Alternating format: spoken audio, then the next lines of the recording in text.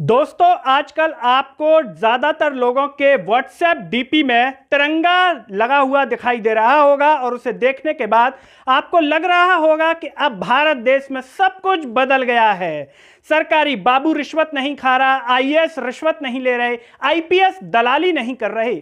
इसी सोच के साथ शायद मध्य प्रदेश के बेरोजगार युवाओं ने एक तिरंगा यात्रा निकाल डाली। जी हां, मध्य प्रदेश के बेरोजगार युवाओं ने सोचा होगा कि डीपी में तिरंगा लग गया है, अब तो सब कुछ बदल जाएगा, तो क्यों ना लगे हाथ तिरंगा यात्रा निकाल करके शिवराज सरकार को संदेश पहुंचा दिया जाए कि हमारी मांगे क्या है। लेकिन ज्यादातर युवाओं के मन में एक सवाल आ सकता है कि इस तिरंगे यात्रा को देख करके, इस तिरंगे को देख करके क्या शिवराज सरकार में एमपीपीएससी और व्यापम में बैठे नाकारा अधिकारी ठीक काम करेंगे, नींद से जाग पाएंगे? आखिर क्या है पूरा मामला बताएंगे आपको इस वीडियो में। नमस्कार, मैं हूं गिरिराज शर्मा और आप देख रहे हैं इसराइल टॉक। सभी से एक अपील है कि इस आवाज को सब्सक्राइब कीजिए और इसे सोशल मीडिया के हर प्लेटफॉर्म पर शेयर कीजिए। साथ ही साथ इसराइल टॉक के Facebook, Twitter, Telegram, Instagram page को भी आप लोग फॉलो कीजिए। दोस्तों, मध्य प्रदेश की व्यावसायिक राजधानी इंदौर में बेरोजगार युवा एकत्रित हुए और उन्होंने तिरंगा यात्रा निकाली। तिरंगा यात्रा के माध्यम से वो संदेश देना चाहते थे, अपनी मांगों को लेकर के उनको पहुंचाना चाहते थे भ्रष्ट सिस्टम के कानों तक, क्योंकि सिस्टम अगर भ्रष्ट नहीं होता तो इन युवाओं को यात्रा निकालने की आवश्यकता नहीं पड़ती या प्रदर्शन करने की आवश्यकता नहीं पड़ती, जो कि तरह तरह से समय समय पर करते रहते हैं। हमारे देश के प्रधानमंत्री नरेंद्र मोदी जी ने एक समय पर ताली थाली बजवाई, तो इन बेचारे बेरोजगार युवाओं ने ताली थाली बजा करके प्रदर्शन किया।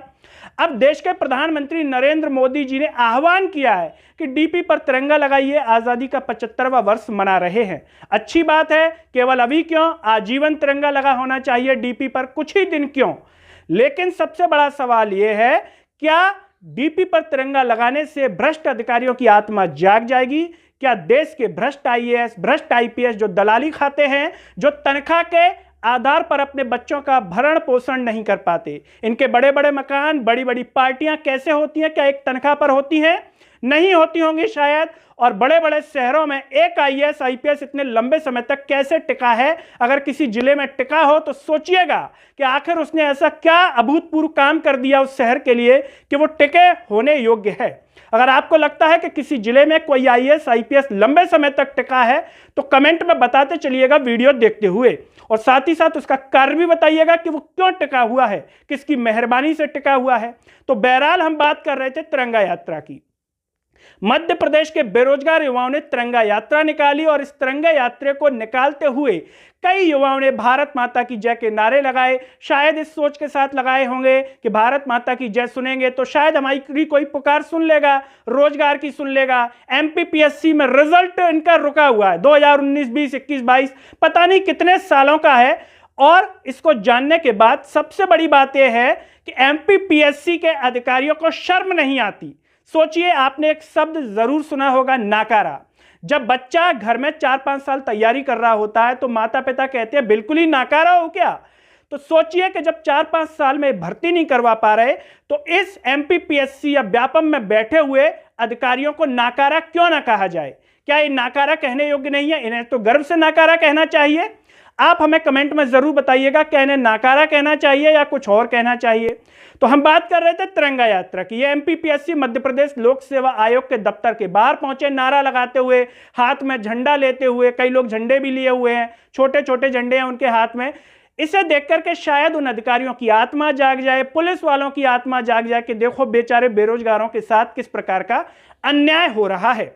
लेकिन इन अधिकारियों की आत्मा जागेगी या नहीं जागेगी तो रिजल्ट पर पता चलेगा। जब सिस्टम सुधरेगा, भर्तियां नियत समय में हो पाएंगी, रिजल्ट नियत समय पे आ पाएगा। व्यापम की जो एमपी टेट 3 और भी ना जाने कितनी ऐसी परीक्षाएं हैं जो संदिग्ध के घेरे में है, वायरल स्क्रीनशॉट्स हुए थे, उनमें न्याय मिल पाएगा या नहीं मिल पाएगा। इससे अंदाजा लगा सकते हैं कि इस तिरंगा यात्रा को देख करके या डीपी पर तिरंगा लगा लेने से इन भ्रष्ट अधिकारियों की आत्मा जो है जाग गई है, ये ईमानदार हो गए पूरी तरीके से। आप लोगों के मन में एक सवाल और आ सकता है साथ ही साथ कि जब ये अधिकारी घर पर जाते होंगे, अपने बीवी बच्चों से निगाहें मिलाते होंगे तो क्या बताते होंगे कि हम वह दफ्तर में क्या कर रहे हैं? ये बताते होंगे कि हमने एमपीपीएससी की भर्ती इतने समय से नहीं जो है पूरी करवा पाई, तो उसके बच्चे कहते होंगे अधिकारी के, वाह पापा ग्रेट, आपने तो बहुत अच्छा काम कर दिया इतने सालों में, इसको और खींच दीजिए जरा लंबा।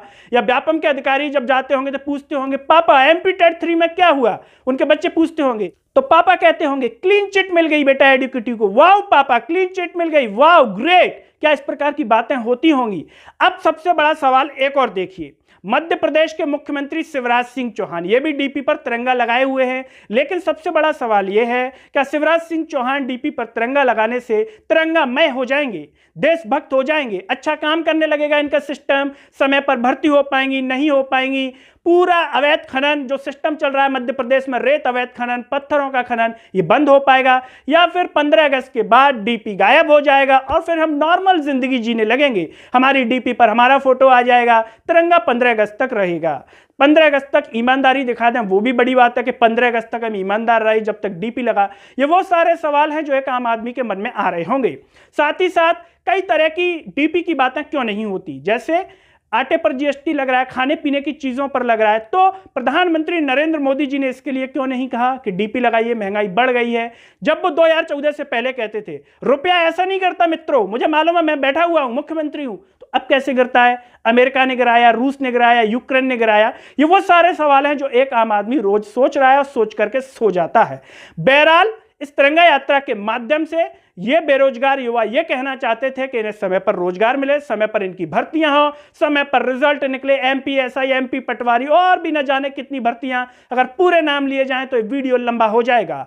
संक्षिप्त में यही है कि इनके रिजल्ट और भर्तियां नियत समय पर हो। ओबीसी आरक्षण का जो मामला है उस पर सरकार संज्ञान ले, जल्द से जल्द उसकी जो है नियत यानी कि रेगुलर बेसिस पर उसकी हियरिंग हो, सुनवाई हो, जिससे वो मामला सुलझे। लेकिन क्या ये सारे सवालों के जवाब मिलेंगे, इसका सॉल्यूशन मिलेगा, या तिरंगा यात्रा की खबर बन करके बस दूसरे दिन एक नई खबर आ जाएगी और पूरा मामला दब जाएगा?